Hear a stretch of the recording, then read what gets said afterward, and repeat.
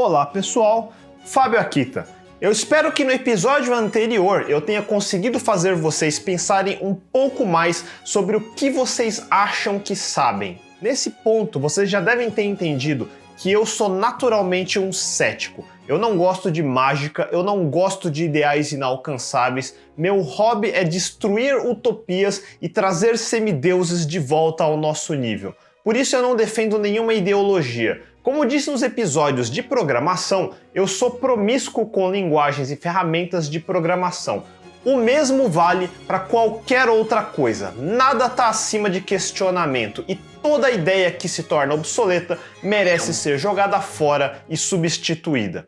Esse é o núcleo de aprendendo a aprender. É isso que o famoso meme do Bruce Lee quer dizer sobre esvaziar o seu copo. Como você quer aprender alguma coisa se seu copo já está cheio de preconceitos? Jogue tudo fora. Não acredite firmemente em nada. Questione tudo. É mais fácil dizer do que fazer. Número 1.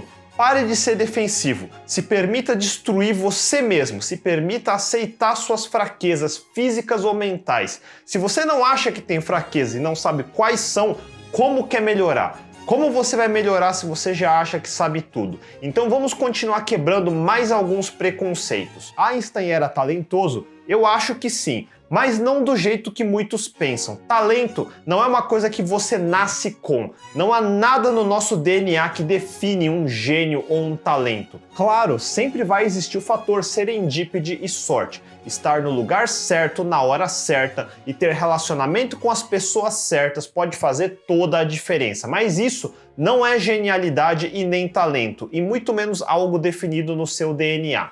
Esse conceito de algo magicamente especial ainda é resquício do racismo nazista de um Joseph Mengele, de que existe uma raça superior, ou gênero superior, ou mesmo um indivíduo superior. No geral, eu acho que não. Para mim é tudo igual. O que existe é quem sabe usar suas capacidades melhor do que os outros que têm a mesma capacidade e desperdiçam. No outro lado do espectro, existem aqueles que já acreditam em outro meme, o meme das 10.000 horas de prática, conceito que se tornou famoso pela primeira vez por causa do livro Outliers de Malcolm Gladwell. De Bill Gates a Oppenheimer, aos Beatles, o livro tenta descrever como o esforço continuado e focado, 10.000 horas, aproximadamente 5 anos em tempo integral, dessas pessoas ajudam a explicar muito do sucesso deles. Hoje eu vou explorar esse conceito e dizer como isso funciona em detalhes que o livro de Gladwell não explica.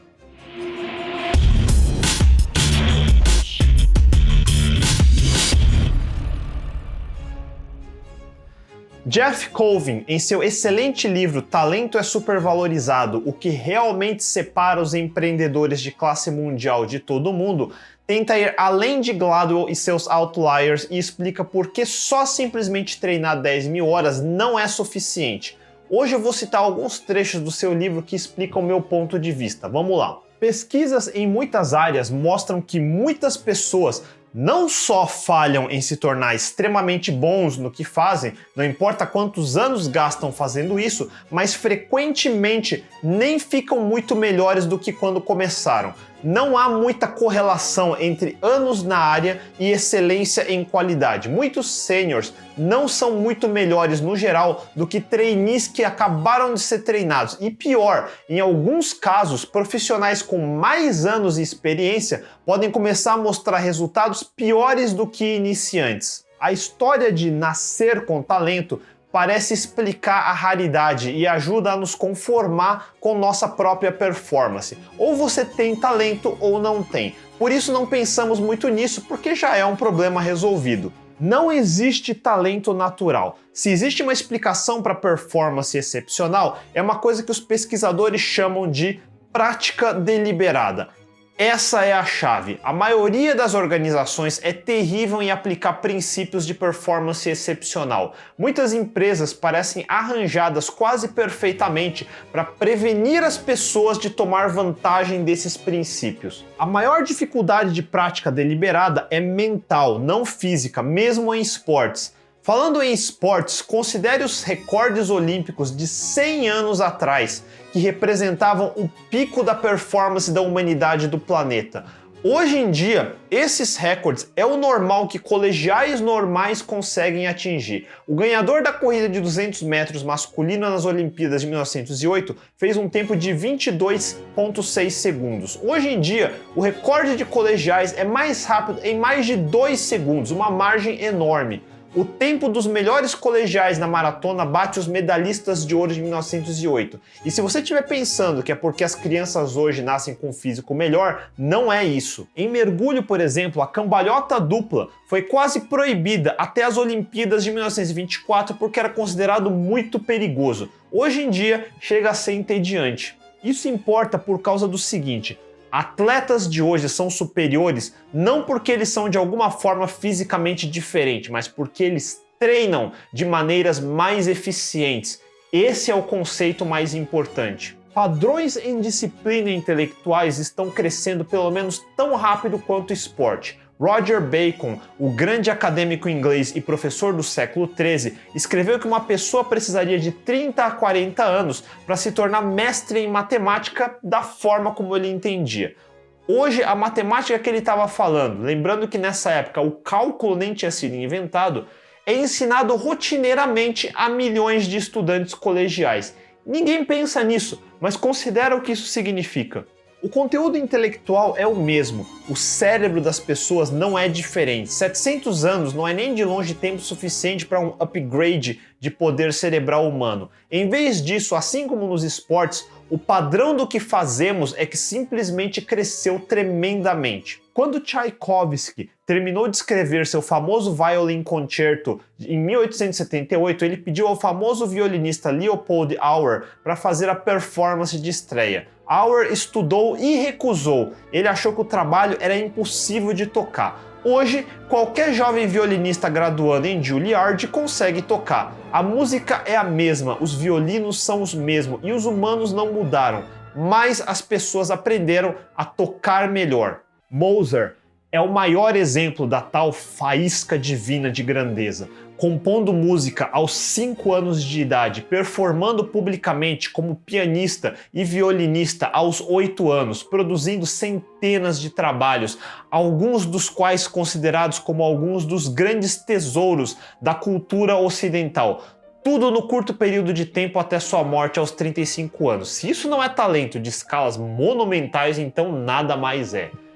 Vale a pena examinar os fatos um pouco mais de perto. O pai de Mozart foi Leopold Mozart, um famoso compositor e artista. Ele também foi um pai dominador que fez seu filho começar um programa intensivo de treinamento em composição e performance aos 3 anos de idade.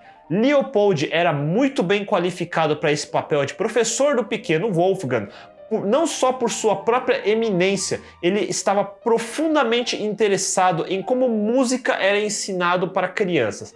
Ao passo que Leopold era um músico mais ou menos, ele era excelente como pedagogo. Seu livro autoritativo em instrução de violino, publicado no mesmo ano que Wolfgang nasceu, se manteve importante por décadas. Então, desde muito cedo, Wolfgang recebeu instruções pesadas de um professor expert que viveu com ele. Claro que suas composições desde cedo ainda parecem impressionantes, mas eles levantam algum questionamento. É interessante notar que os manuscritos não estão na caligrafia da criança. Leopold sempre corrigiu eles antes de qualquer um ver. E é interessante também notar que Leopold parou de compor ao mesmo tempo que começou a ensinar Wolfgang. Em alguns casos, é claro que as composições do jovem garoto não eram originais. Os primeiros 4 concertos de piano de Wolfgang, compostos quando ele tinha 11 anos, na realidade não tem música original dele. Ele juntou composições de outras pessoas.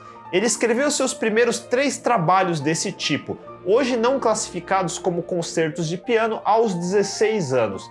E esses também não contêm música original, mas ao invés disso, arranjos dos trabalhos de Johann Christian Bach, com quem Wolfgang estudou em Londres. As sinfonias mais precoces de Mozart, trabalhos curtos que escreveu quando tinha 8 anos, têm estilo próximo do de Bach, com quem estava estudando nessa mesma época. Nenhum desses trabalhos é considerado grande música ou perto disso hoje. Eles são raramente tocados, só são interessantes por causa da fama posterior de Mozart. Eles parecem o trabalho de alguém sendo treinado como compositor pelos métodos usuais, copiar, arranjar e imitar o trabalho dos outros, com os produtos resultantes trazidos à atenção do mundo e talvez um pouco polido por um pai que gastou muito da sua vida promovendo seu filho. O primeiro trabalho de Mozart, considerado hoje como uma obra de arte, com seu status confirmado pelo número de gravações disponíveis, é seu Piano Concerto número 9,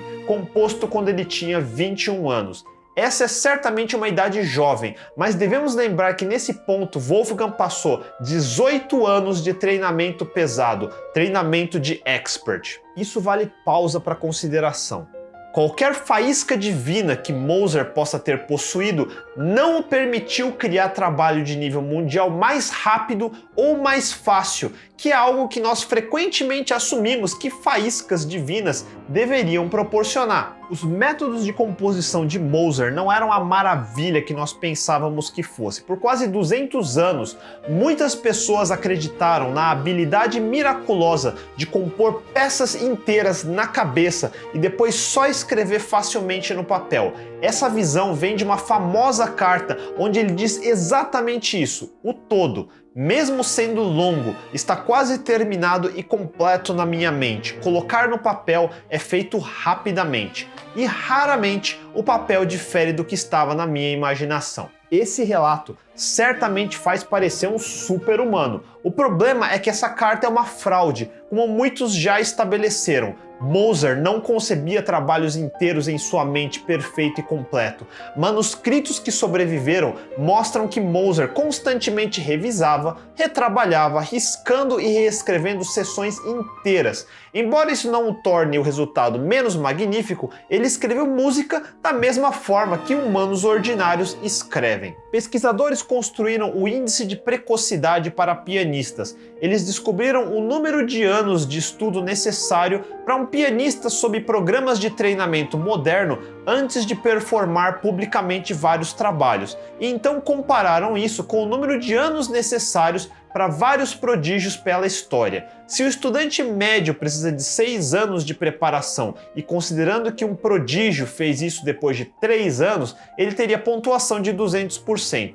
O índice de Mozart é cerca de 130%. Claramente acima da média, mas prodígios do século XX pontuam 300 a 500%.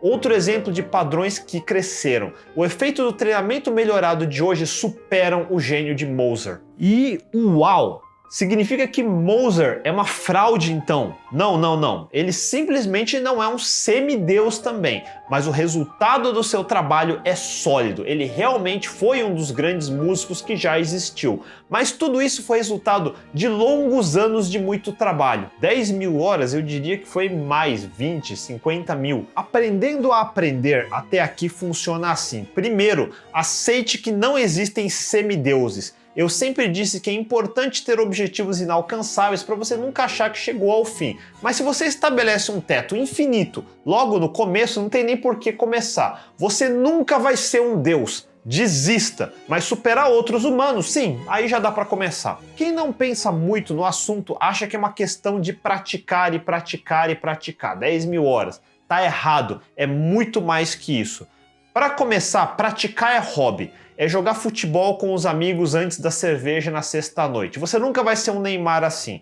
E ninguém pensa em se tornar um Neymar, claro. Mas pense que treinar algumas horas por semana não basta. Se você encara a sua carreira da mesma forma, você está praticando errado. Já prática deliberada não é a prática que você imagina. Ela é especificamente desenhada para aumentar performance. Pelo menos no começo, é quase sempre necessário que um professor desenhe as atividades mais adequadas para melhorar a performance do indivíduo. Eu disse isso no meu vídeo sobre The Mythical Man Month. Seu professor pode ser uma pessoa, pode ser o trabalho de outras pessoas. Eu sempre encarei todas as pessoas do passado como excelentes professores. Eles vão economizar anos da sua vida, porque agora é sua vez de evoluir em cima do que eles tinham. Prática deliberada requer que se identifique certos elementos definidos de performance que precisam ser melhorados e então trabalhar com real intenção nisso. Noel Tichy, um professor na escola de business da Universidade de Michigan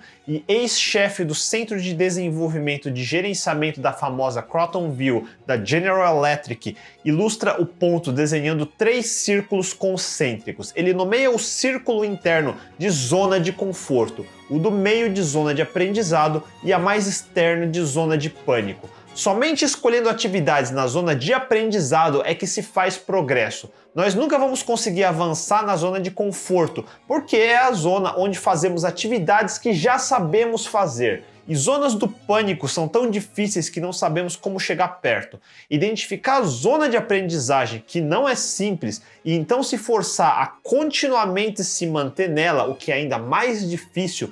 Essas são as características primárias e mais importantes de prática deliberada. Alta repetição é a diferença mais importante entre prática deliberada de uma tarefa e performar a tarefa na realidade só quando conta. Você não vai evoluir só no horário do seu trabalho. Seu trabalho é sua zona de conforto, com raras exceções, onde você vai fazer alguma coisa que desafia o que você já sabe. Mas é muito lento, muito demorado e altamente ineficiente desse jeito. Nenhum emprego em nenhum lugar vai ser suficiente. Se você leva treinamento a sério, vai precisar de muito mais treino. Generalizando, a prática deliberada mais efetiva são aquelas que podem ser repetidas em alto volume.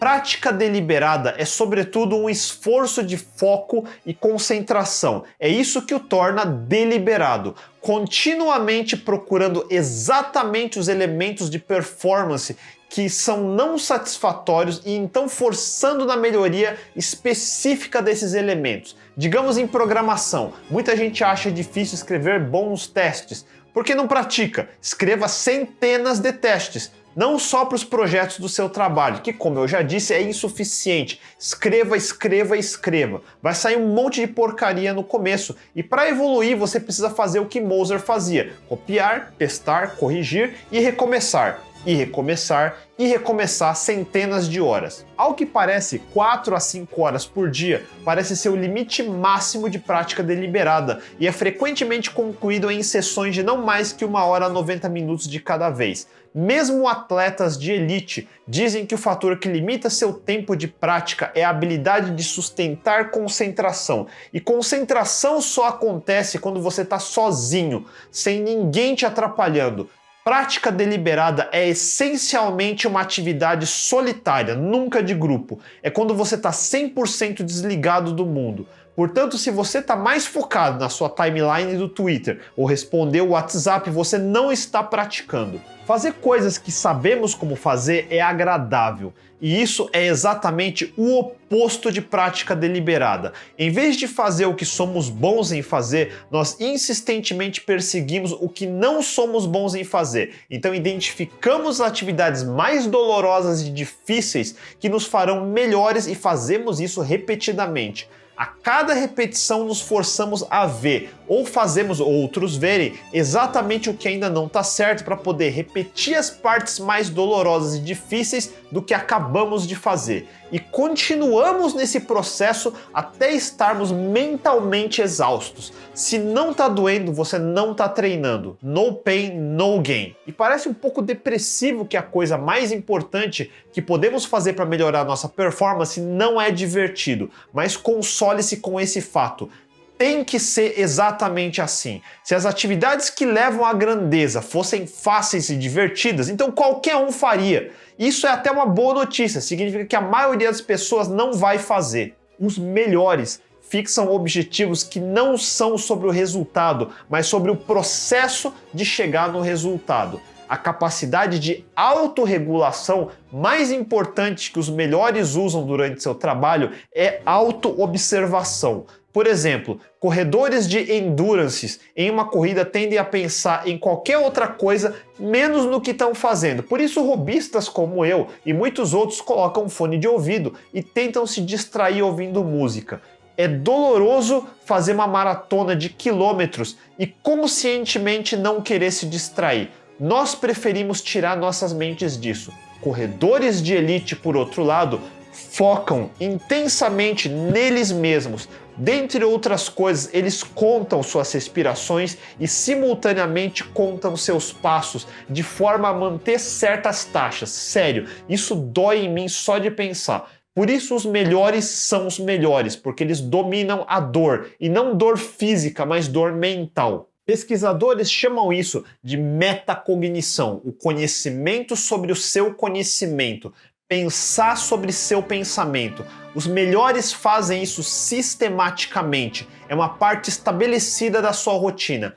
Pense em você saindo de você e se monitorando enquanto faz a atividade. Agora o ponto final por hoje. A maioria se contenta com você fez bem. Atividades de prática são inúteis sem feedbacks úteis, mas não qualquer feedback. De forma similar, as oportunidades de prática que encontramos no trabalho não servem para nada se não avaliarmos depois, e devem ser autoavaliações, porque a atividade de prática aconteceu nas nossas mentes. Somente nós podemos saber completamente o que queríamos fazer ou julgar como realmente ficou. Mas isso só funciona se você é altamente consciente dos seus objetivos. Se você nem sabe por que está fazendo o que está fazendo, como vai se autoavaliar? Os excelentes se julgam de forma diferente das outras pessoas. Eles são mais específicos, assim como quando definem objetivos e estratégias. Os medianos se contentam em se dizer que foram bem ou mal e só.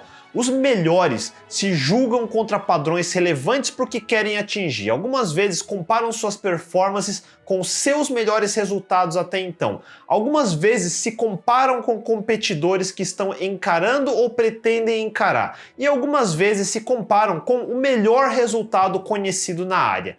Qualquer um deles pode fazer sentido.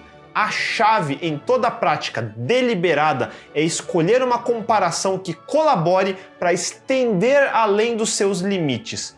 Uma parte importante da autoavaliação é decidir o que causou os erros. Os medianos acreditam que seus erros foram causados por fatores externos ao seu controle. Meu oponente teve sorte, a tarefa era difícil demais, eu não tenho mesmo habilidade natural para isso. Os melhores, ao contrário, acreditam que eles foram os responsáveis por seus erros, sempre. Qualquer um que passa muito tempo culpando os outros, os colegas, os chefes, os políticos, sociedade, nunca vai deixar de ser medíocre. Eu nunca peço e nunca pedi feedback para os outros. Eu sempre achei isso meio irrelevante. Eu sempre soube o que eu queria fazer em cada momento. Você sabe por que você faz o que você faz? Porque se você não sabe, jamais vai conseguir se autoavaliar. E nesse caso, qualquer feedback de fora é inútil para você. Por outro lado, se você sabe por que você faz o que você faz, então você já sabe o que fez de errado. E de novo, um feedback externo é inútil para você na maioria do tempo. E claro, feedback externo sempre pode colaborar um pouquinho para você ver algo que não estava vendo, mas ele não é nem de longe o mais importante. Aqui eu fecho com o que eu comecei. Você precisa aprender a esvaziar seu copo. Tá entendendo o que isso significa? Se você acha que está fazendo tudo certo, como vai melhorar? Eu, por outro lado, às vezes vou a extremos. Eu sempre acho que eu estou fazendo tudo errado. É altamente tenso ser autocrítico. Eu não dou o mínimo valor quando alguém me diz que eu fiz algo bem, entendem? O que os outros entendem dos objetivos que eu quero alcançar. É mais irritante ainda quando eu digo que não fiz tão bem algo que eu queria e alguém chega com boas intenções e me diz que ficou bom. Não ficou, eu sei que não tá bom. E se eu sei disso, por que eu me contentaria com alguém me dizendo que eu fiz bem? Isso é se auto-enganar e é o extremo oposto de prática deliberada. Como eu disse, prática deliberada é brutal, é doloroso, porque você não pode ficar se enganando achando que está suficiente. Nunca é suficiente. No pain, no gain. Eu não sou grande coisa e eu vivo com esse conceito em mente. Validação de terceiros é a maneira mais fácil de sabotar seu talento. Falta de autoavaliação é o que faz você começar a academia na segunda e desistir na sexta. Já fiz o suficiente, já disseram que fiz o suficiente, tá bom. E qual o seu objetivo? Ganhar mais dinheiro? Só isso? Tem formas muito mais fáceis se o objetivo for só esse. Isso é muito pouco. E lembram do Einstein? A teoria da relatividade é ensinada no primeiro ano de faculdade. Qualquer estudante minimamente competente consegue entender. Não querendo menosprezar, mas Einstein já foi superado, Mozart já foi superado, Jobs e Gates estão sendo superados na atualidade. A história não é estática e todo mundo está olhando para o futuro. Tem gente que fala que eu sou grande coisa, e eu não sou. E eu não tô sendo falso humilde. Eu ficaria muito chateado se alguém achar que não dá para me superar. Eu sou facilmente superável. É um objetivo muito baixo para essa nova geração. No século 21, eu sou nível 1. Me supere. Na metade do tempo que eu levei. Eu desafio todos vocês a colocar o que eu disse essa semana em prática. Não tenha ídolos. Tenha referências, tenham objetivos a serem superados e logo que conseguirem, persigam outro para superar. E bom, essa semana foi bem intensa, mas como eu disse, no pain, no gain. E vocês, já chegaram ao fim de suas carreiras? Estão começando suas carreiras? Qual é a sua história de treinamento deliberado? Compartilhem com a gente nos comentários abaixo. Se curtiram, mandem um joinha, assinem o canal, cliquem no sininho e a gente se vê. Até mais!